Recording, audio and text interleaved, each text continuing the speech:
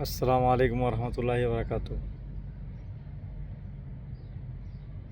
যুদ্ধ যুদ্ধ করে ফেক নিউজ দিয়ে ভরে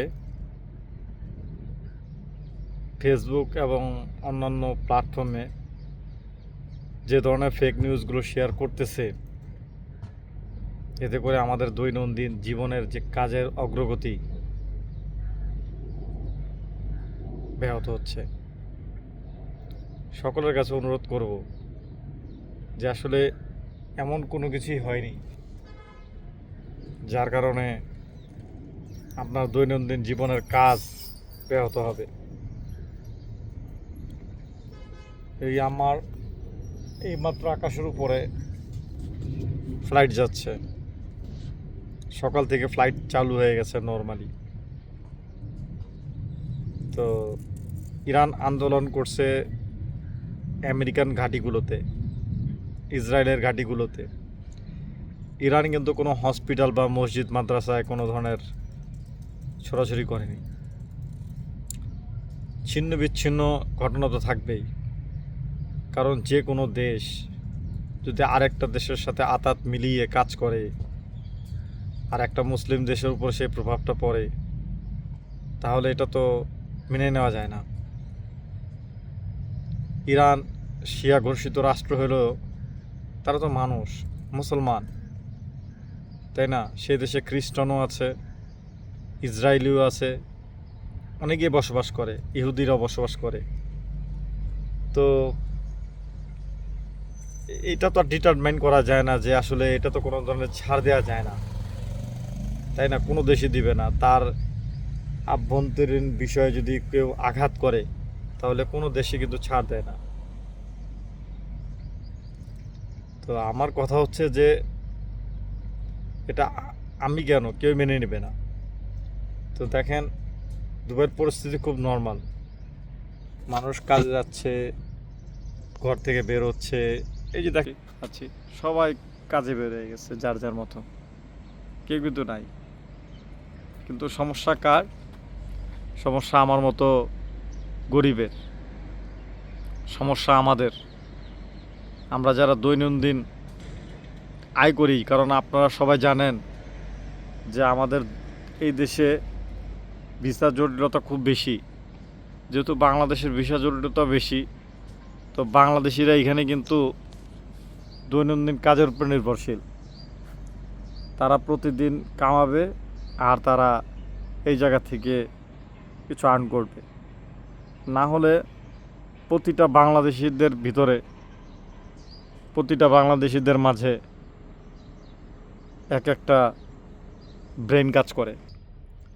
এখন আমাদের সক্ষমতা থাকলেও আমরা অক্ষম, আমাদের মধ্যে কাজের থাকলেও আমরা অক্ষম। কারণ আমাদের এই দেশে ভিসা জটিলতা সব বেশি। আজকে যদি ভিসা জটিলতাটা আমাদের মধ্যে না থাকতো, তাহলে আমরা বড় বড় পোস্টে থাকতাম, ভালো ভালো পোস্টে থাকতাম। আমি ইমারের মতো কোম্পানিতে একজন সুপারভাইজার ছিলাম, নবমেডের কোম্পানির মতো একটা সুপারভাইজার ছিলাম ওইখানে। তো আমি ভালো ভালো কোম্পানিতে আমার কাজের অভিজ্ঞতা আছে। আমি দুবাইতে আজকে প্রায় 21 বছর। তো আমার বড় বড় কোম্পানির সাথে আমার খুব ভালো রিলেশন ও ডিলিং আছে। বাট সামহাও সেই জায়গাটা ক্লিক করতেছে না। কারণ কি, আমাদের ভিসা ভিসা ভিসা দিলে ভিসা হয় না কোম্পানির তরফ থেকে। ঠিক আছে, জালিয়াতি করে, একবার ডকুমেন্ট জালিয়াতি করে যদি ভিসা করতে দেয়, তাহলে সেকেন্ড ইয়ারে যে আবার রিজেক্ট করে। তো এই ধরনের জটিলতাগুলো আছে। তো ভুলেও কেউ এই ধরনের কাজ করবেন না, ভুলেও কেউ ফেক নিউজ ছড়াবেন না।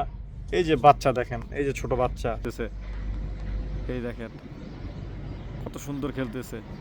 এখন দেখেন এই বাচ্চাটা কি বুঝে যুদ্ধের। কত সেফ দুবাই, কত সুন্দর দুবাই। দেখেন এই যে বাচ্চারা ফুটবল খেলতেছে। এখানে অনেক লেবার ভাই কাজও করতেছে। তো দুবাই অনেক সেফ, হিউজ সেফ দুবাই। এরপরও মানুষ কিছু ফেক নিউজ ছড়াচ্ছে।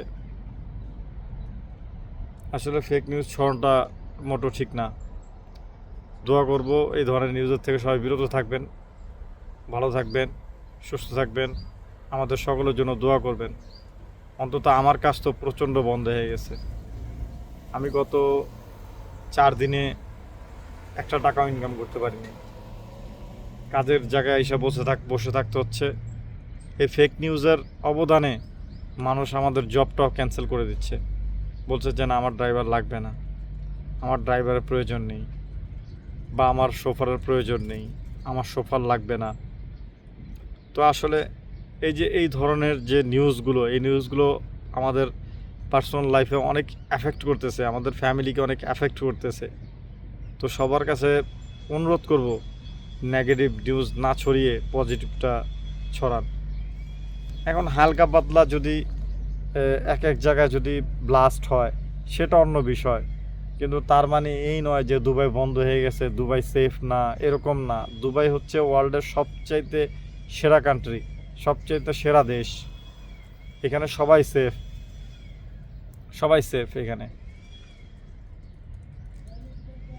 তো সবাই ভালো থাকবেন, সুন্দর চিন্তা করবেন, গঠনমূলক চিন্তা করবেন, আর নিজ নিজ জায়গার অবস্থান থেকে ভালো কিছু শেয়ার করার চেষ্টা করবেন। ঠিক আছে? ওকে, আসসালামু আলাইকুম।